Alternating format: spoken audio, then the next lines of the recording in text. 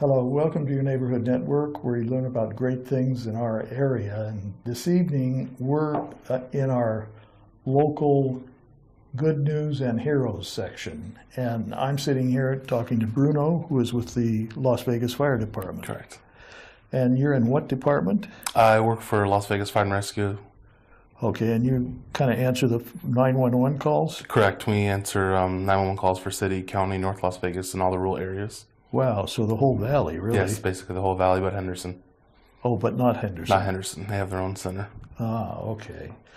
I imagine you run into all kinds of strange things, right? Yes, that is an understatement. Yes. What are some of the basic calls that you get? Basic calls we get are a lot of domestic violence, suicides, cardiac or respiratory arrest, seizures, fall victims, lift assists, and anything from, like I said, a suicide to someone that stubbed their toe on a counter. Just unbelievable. So it's never boring, huh? No, it's never boring. It's never the same. Never the same call. And you never know what to expect next. Never know what to expect next. I love it. Now, how do you know who to send where, when? So we have in our combined communication center, one side of the room is 911.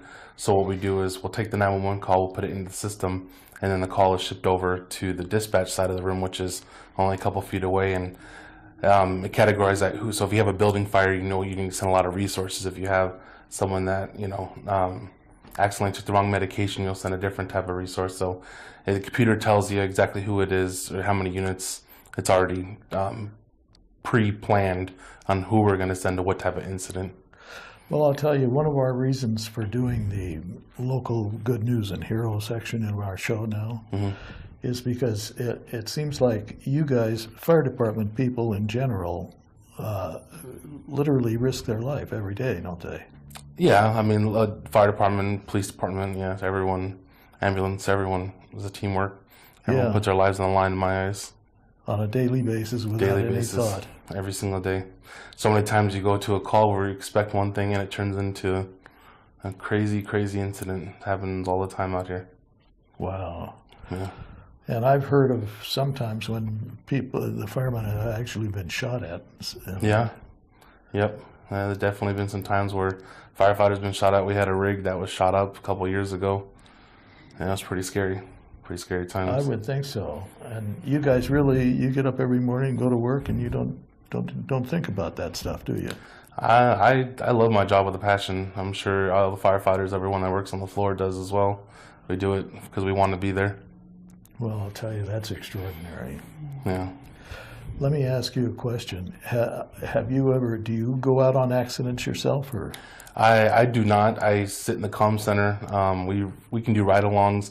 We can go down and do ride-alongs with the crews and see what it's like. But no, for the most part, I sit in dispatch and a building and do everything from there. But I was recently driving home last week, and there was an accident on the 95 right near my exit, and units were already on scene when I arrived, and they had a rollover. I think there was 3 ejected and 1 trapped inside the vehicle.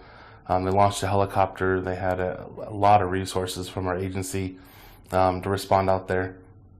As the units were already transporting some of the people away from there, I just thought it would be an amazing experience to see the helicopter land on the freeway, because that's something that we don't see from behind the mic. So I thought that was kind of cool, just to pull over and just watch everyone do their job. So I'm far away from the accident, and you had the crews, you had the landing zone for the helicopter, and you had NHP, the Nevada Highway Patrol, and I'm parked far away from everything.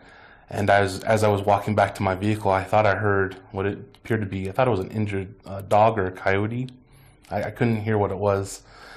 And I'm thinking, hopefully it's not their family dog, because it was a pickup truck. I'm hoping it wasn't them, so I was really nervous. So I thought about going to see what it was, and I waited to hear it again, and I didn't hear it again. So I got back to my truck, and I started my truck, put my truck in drive, and then I had this gut feeling, such an urge to go find out what that was. And so I started walking into the desert, pitch black. There's no one around me at all. Oh, and this is night. Oh yeah, this was 2 in the morning. Whoa. Yeah, I just got off work. doesn't get much more nice than No, that. definitely when there's nobody around in a desert. So anyways, I start walking down that little embankment area, and I just had such a gut feeling just to keep going and find out what that noise was. And as I got closer, I heard someone that was in another vehicle that was trapped, that rolled. I was told it rolled 4 times. The guy was trapped, and he was yelling for help, but he couldn't. Had a Couldn't voice. really yell, Yeah. So I heard help, help. So I saw eyes on him, and I froze. And so I said, "Okay, don't move. Obviously, he's trapped." Yeah. I ran up the embankment. I ran like that since 2nd grade. I ran up the bank. I started yelling for NHP. I told them to get fire to come back because they're so far away. I told them the fires, they have another vehicle here that no one knew about. Nobody saw this vehicle. So 2 vehicles actually went over. Yes, 2 vehicles, and yeah, no one knew about the 2nd vehicle. So I was so grateful and just blessed to be there at that time to be able to hear him. I would say that he was blessed that you were there at the right time, huh? Yeah, it was definitely an amazing experience. So I ran back up the embankment. I yelled at NHP, trying loud as I could to get their attention. I couldn't get their attention. Started running down the freeway, and finally I got the officer to run back with me to the vehicle. And yeah, he was definitely an experience that I've never. These firefighters see this type of stuff all the time. I've never seen anything like that before. Well, you're directing the action from the call center. Yeah, exactly. I'm on the other side of the mic at all Right. times. So. Which is also very critical because without you, they don't know where anything is. Yeah, true. So it's a combined effort. Yes, very, very true. Very true. But that had to be an extraordinary experience. Oh, yeah, that was something I'll never forget. He was in critical condition last time I checked.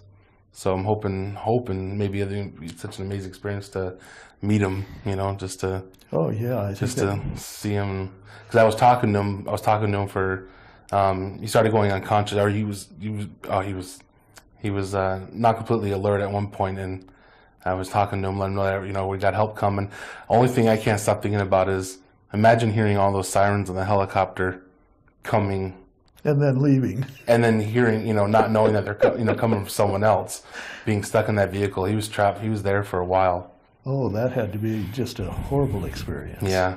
And then seeing Station 9 pull up, I saw the captain jump out, engineer jump out, and firefighter and paramedic, and I've never been more happier to see them run up to the vehicle. I'm like, oh, I've never been more relieved in my life to see people that actually can do something for this individual that's trapped inside a vehicle. Well, that's amazing stuff. Yeah, it was amazing. I'll never forget that. Well, that's and that's just one day, one little tiny piece of one day. Huh? Yeah, and the same crew that responded was the same crew that was already at the other accident. And helped the other people in the other vehicle. And I found out later that it did go fatal for the other individual in the other vehicle. Oh, wow. So that was definitely. But like I said, these firefighters, they experience that every single day. We have accidents, fatal accidents all the time. I've never experienced that, especially being there with not knowing what to do or. Well, no, but the point is you're trained in your area of expertise, Exactly. which is to direct everybody else to where the action is and where the problem is. Exactly. And who needs help when. Exactly. You must get a good feeling also when you do that, don't you? Oh, I love my job with a passion. I mean, you get yelled at, you get cussed at, they treat you, a lot of people treat you like crap, and sorry. That's okay. And they're just so rude to you. All you're doing is trying to help them, because you only talk to people at their worst. That's what people don't understand. We're there to help you. We're not there to, Well, a lot of the times when they are calling you, they're totally stressed out. Oh, yeah, they only talk to people at their worst. No one calls just to say hi. Yeah. So, yeah. I guess not. Yeah. Well, I will tell you, some of the other things that the fire department does, tell me about. We have a heavy rescue program, the TRT Technical Rescue Team. We have, I think it's the best department to work for. I love our department. We have good education. Our comm center, I love our comm center. We're combined communicate. Like I said, we dispatch for everyone. We do everything from State Line to Bunkerville, right outside Mesquite, all in between. We do all the rural areas. We do all the helicopters in the valley. So it's such an amazing team to work for. I've tried to get on 6 times, and finally I got on. Well, it took me 6 times. sometimes it's worthwhile to keep trying. Oh, yes, that is the truth. That is the truth. So how long have you been in the center now? I've been with the fire department for 2.5 years. And before that, I worked for the Las Vegas Marshals Detention Enforcement, like law enforcement agency out here. Oh, okay. I did that for 6 years. And what'd you do with them? We dispatched law enforcement agency. We did all the jail. We dispatched the Las Vegas City deputy marshals. We dispatched the Muni Corps marshals, parking enforcement, animal control. So similar to what you're doing now. Yeah, Not quite as radically crucial. yeah. I mean, yeah. I love that job as well. But yeah, basically, I mean, we did more law enforcement. Here, we're doing CPR. We're doing. Well, here you're saving lives. Yeah, basically. Yeah. Yeah. So Which it doesn't get any more important than that. I couldn't agree with you more. Okay.